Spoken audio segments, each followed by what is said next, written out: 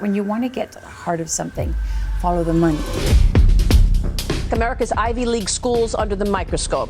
Elite universities are selling themselves, and look who's buying. These are governments that are hostile to the United States. Both Harvard and Yale are among the colleges under investigation for failing to report hundreds of millions of dollars in foreign gifts. Saudi Arabia gave $20 million to Georgetown and to Harvard. This money should be utilized to lessen the burden of tuition on students, but it's rarely used for that. When this amount of money is coming in from a foreign government, my first question is why? Why?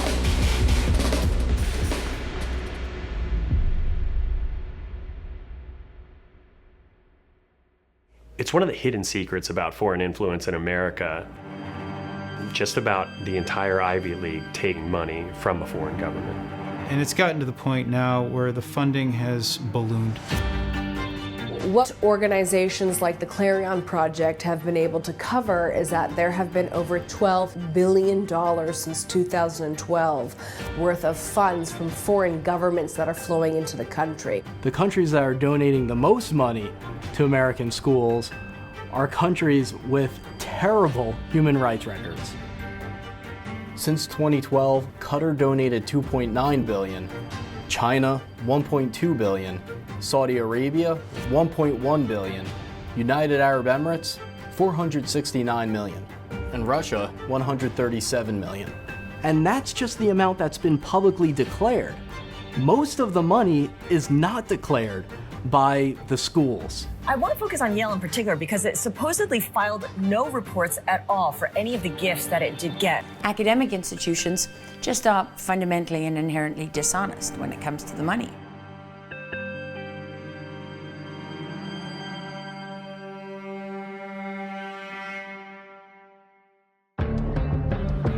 The government's investigating some of the nation's most prestigious colleges.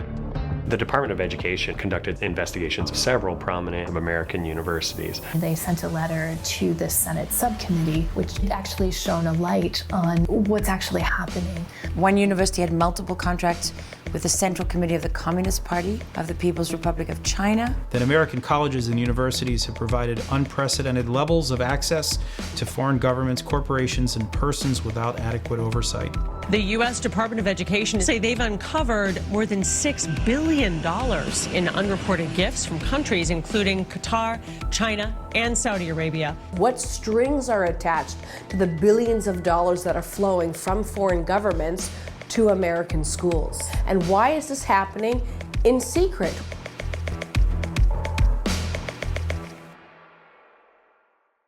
You know, I don't think we all need to get into our defensive crouches. You know, we're in a globalized world, and universities have relationships all over the world. And I think generally this is all a good thing, but there are always questions that should be asked.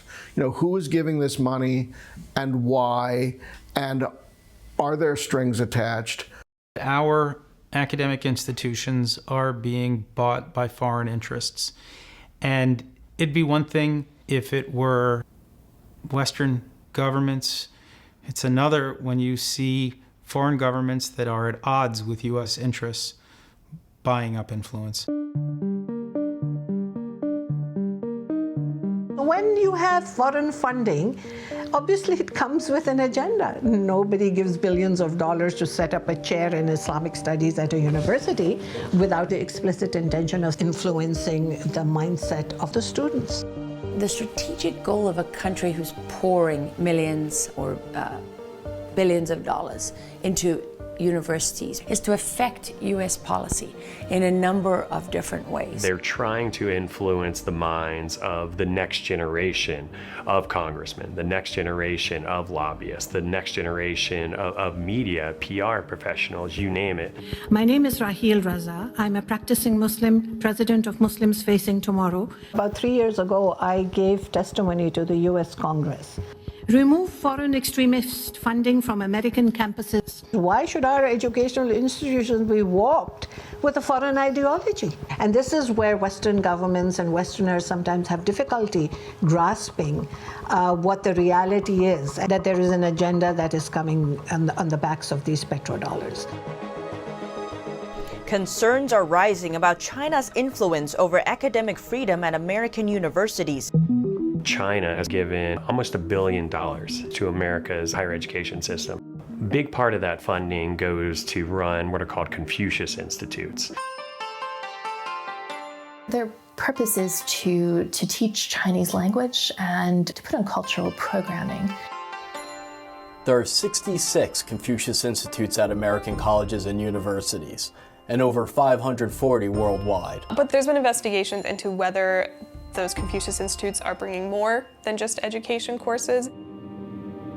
Tonight, there's concern about a Chinese propaganda education program. It's called the Confucius Institute, and lawmakers say that it's run and funded by the Chinese government. They pick the curriculum, pick guest speakers. Critics say that means China controls the narrative of the Confucius Institutes and can shut down opposing viewpoints.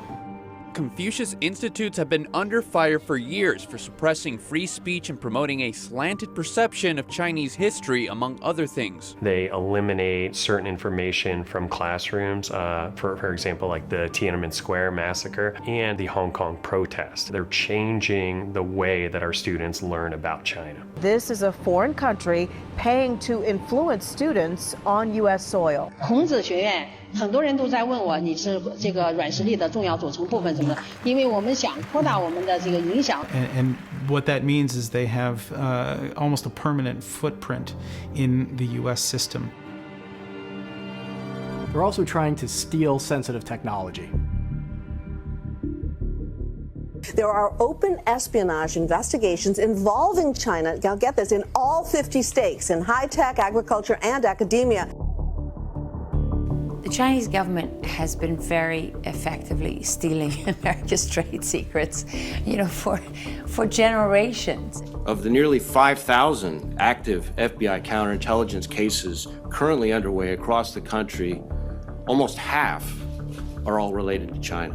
America's world-class university system has become a soft target in the global espionage war with China. One of the most high-profile cases recently was that of Professor Charles Lieber, the chairman of Harvard University's chemistry department, arrested by FBI agents, charged with lying about more than $1 million in payments from the Chinese government. A Chinese medical student studying at Harvard is in custody right now. Two Chinese-American professors have been fired after failing. A researcher accused of concealing his ties to China.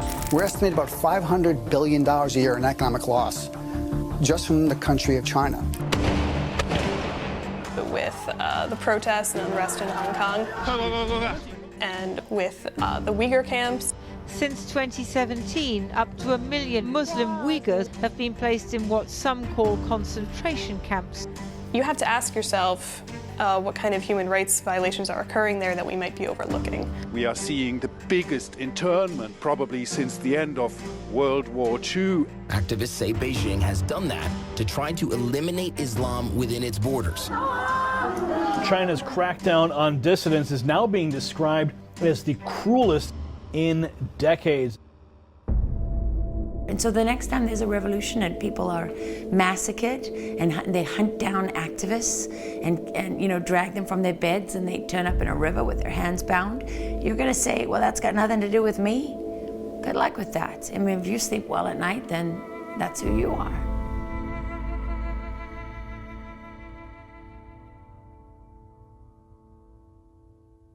There are some entities within universities that are more aggressive about seeking money and much less aggressive about caring where it comes from.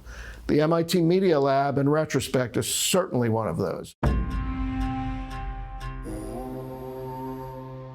Despite the scrutiny, the Massachusetts Institute of Technology has extended its partnership with the Russian research institute Skaltech, though that cooperation has raised U.S. concerns ever since it was launched.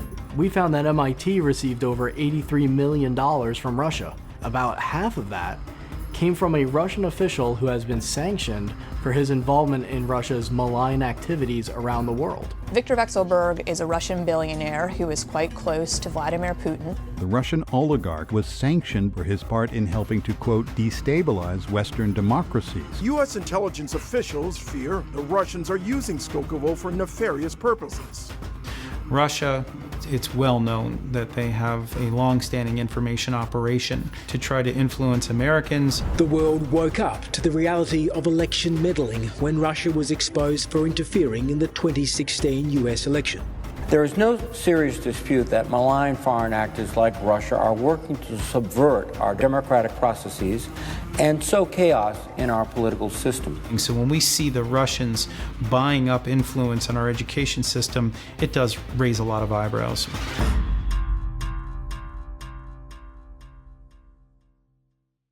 Well, a lot of people think that universities should act with some moral center. They should reflect our conscience. That is specifically what most universities do not want to do. You know, they may have Latin phrases that talk about, you know, doing good in the world and so forth, but they are huge corporations and they are loath to do that. The reality is that colleges in the United States today like to have flashy campuses. They like to have big programs, and that costs money. U.S. universities are facing new scrutiny over their close ties to Saudi Arabia. Earlier this year, Crown Prince Mohammed bin Salman visited both Harvard and MIT on his first official tour to the U.S. Mohammed bin Salman, known as MBS, is the Crown Prince, but really the de facto ruler of Saudi Arabia, came over to this country and took a grand tour. He's taken meetings with Tim Cook, Bill Gates, and has even had Starbucks with Michael Bloomberg. And he was welcomed as a modern leader, and that was his intent. But the truth is, MBS is far from the political reformer that he's been presented as. There's a photo of him shaking hands with the president of MIT. In the background of that photo is a man who was later implicated in the murder of Jamal Khashoggi. Jamal Khashoggi, a pretty prominent journalist and columnist, went to the Saudi embassy in Turkey, and he never came out.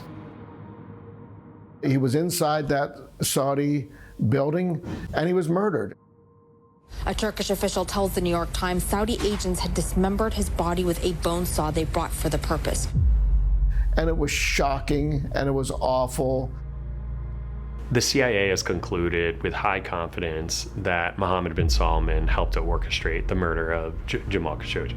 CNN has now obtained hundreds of text messages showing the Washington Post journalist's blunt criticism of the Saudi Crown Prince Mohammed bin Salman. Saying, quote, "He is like a beast, like Pac-Man. The more victims he eats, the more he wants."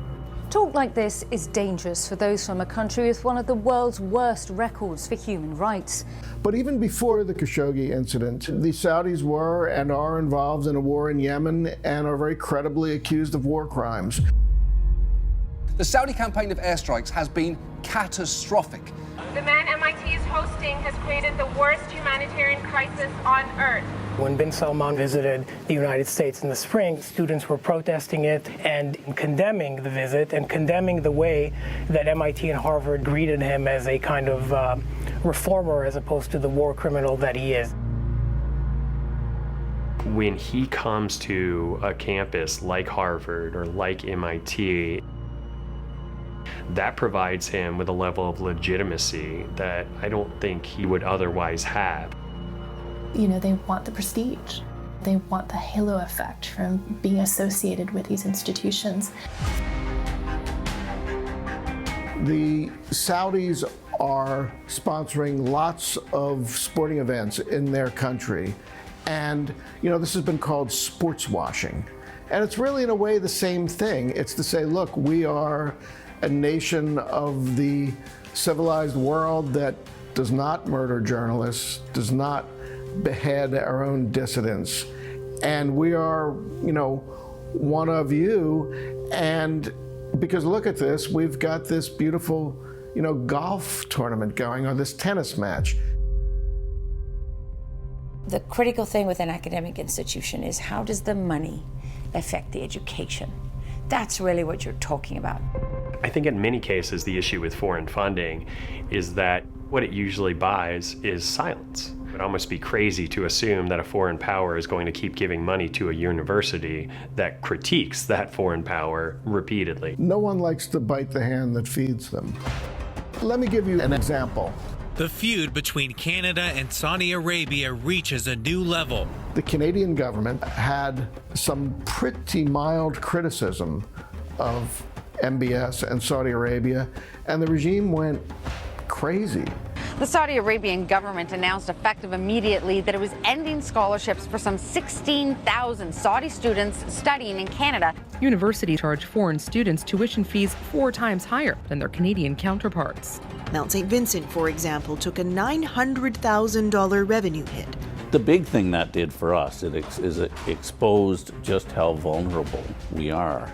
That's a message that Saudi Arabia is sending out, which is don't criticize. And I believe that the universities heard that.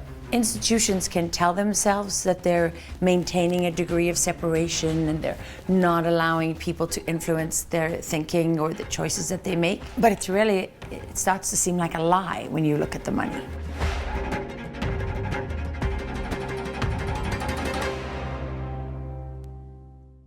If you're a parent and your child is going to a university, you can't really know which foreign governments are at least partially helping to fund that education. We have the foreign government of Qatar, for example. We know Qatar is the second largest funder of international terrorism.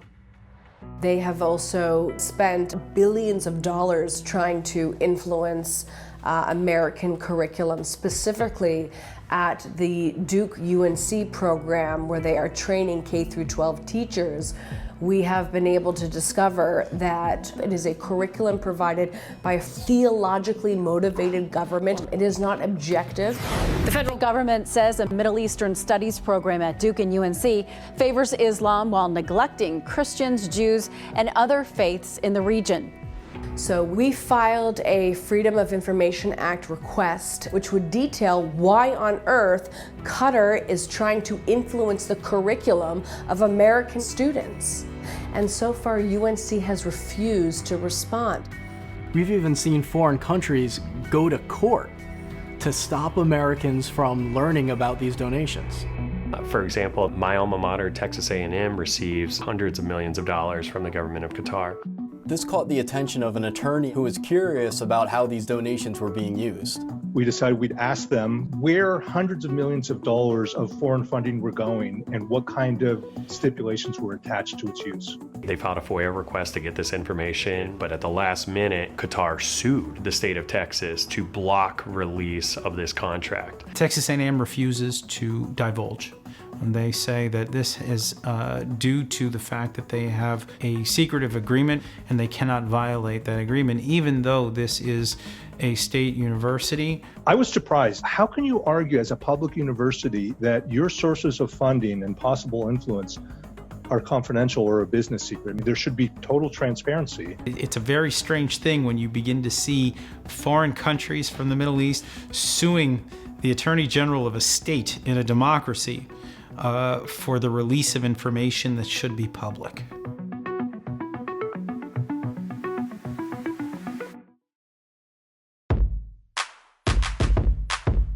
Hi, welcome to NYU Abu Dhabi. A lot of Americans probably don't know, but there are a number of branch campuses from American universities in undemocratic countries around the world. In Qatar, in the UAE, in China, Thailand as well. There's this expansion happening. You've got universities, you've got Duke is in China, Northwestern is in Qatar, NYU is in Abu Dhabi, Yale is in Singapore, 70 more, right? Welcome to Northwestern. Qatar has what they call Education City, where you can even register with 5 other top American universities. Qatar is spending billions of dollars so that American universities can set up campus in Doha. I think it's great that these universities offer this type of education, but we also think that you learn best from a free and open education. And the concern here is that universities are maybe promising something that they can't deliver. You talked about what liberties and the lack of liberties that you have in this country. When they go into the community, they must be aware of the cultural conditions. They don't criticize the Islamic faith, they don't criticize the emir, and that's just de rigueur in Arab countries and the Arab monarchies. I think that's the reality. It's important to note that Abu Dhabi and the UAE are kingdoms of fear. These are countries where dissent is absolutely illegal. New York University professor Andrew Ross said he's been barred from entering the United Arab Emirates after he criticized the monarchy's exploitation of migrant laborers. We've discovered a fairly consistent pattern of human rights abuses among the migrant workforce in the UAE and also in Qatar. So it was quite clear that this was a context for the barring of entry. Back in 2018, Georgetown University in Qatar canceled a student-led debate because it provoked a controversy within the country. And the debate was focusing on the depiction of God as a woman. And Qatar has a blasphemy law. So the question is there, do they support freedom of expression, or do they want students to respect a blasphemy law? Because the two are fundamentally in tension. And so we actually put GUQ on our 10 worst list of 2019 because this is something that we think is important. You can't promise students something that you can't actually deliver. And here's the central contradiction. A university, one of the purposes of a university is to promote democratic values. Yes, right. Well, how is that going to occur in a non-democratic regime, in a non-democratic country? Northwestern has a well-known communications school, journalism school. In 2013, Northwestern University signed a memo of understanding with Al Jazeera, which was intended to facilitate collaboration between the two entities. We're often involved with projects here at Al Jazeera so Northwestern students can get a true sense of a career in journalism at a major news network. First of all, let's just note for a minute that Al Jazeera is owned and controlled by Qatar. Al Jazeera, the Middle East's most high-profile and widely watched network, is considered by many to be a propaganda tool for Islamists in Qatar. Al Jazeera's biggest problem has always been credibility. It was having a lot of trouble expanding in America. Al Jazeera America was shuttered in 2016. Lots of turmoil centering on charges of discrimination, racism, bias, and various resulting lawsuits. And so Al Jazeera decided to rebrand itself as AJ+. AJ+ is Al Jazeera's opportunity to tackle a new audience. Al Jazeera is one of the most influential Islamist propaganda, pro-terror outlets in the world. Al Jazeera most recently got into trouble because they were promoting Holocaust denial in their videos.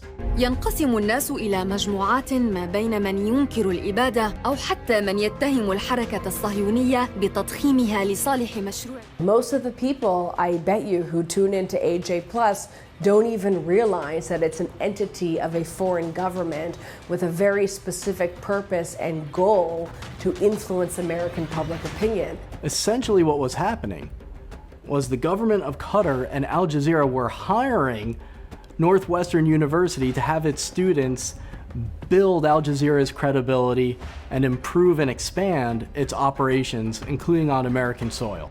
Soon I'll be off to Washington, D.C. for my residency at a news network, so I'm really excited to get more hands-on experience and really put to use what I've learned so far. This is a war of ideas. We have said this all along. It is not a war of weapons, it is a war of ideas. Besides funding college campuses, foreign governments fund think tanks, media outlets, activist organizations. College campuses are just one element of this program. Our democracy is for sale. Just look at the numbers. Look at the numbers of how many institutions, how much money it is, and how also the trajectory. Ultimately, if it wasn't successful, would the government of Saudi Arabia or the government of Russia continue to pour money into that black hole just out of the goodness of their hearts? Nation states, nations don't do that. If you look at a map, what you see is a corrupting influence of nationwide proportions. One way to address the impact of this is to force the academic institutions to be accountable for the decisions that they're making. American students have a right to know who is behind the curriculum, who is funding the curriculum, what strings are attached. When you go to buy cigarettes or a health supplement, there's always those warning labels. But when you pick a class or you pick a professor, those labels aren't there. Students are flying blind. At the end of the day, there are children. They're the future of this nation. As a mother and as a mother bear, I want to safeguard everything that is so pure and valuable about the society that we live in and the values that we have. I don't want my daughter growing up without the same choices and the same freedom that I have had.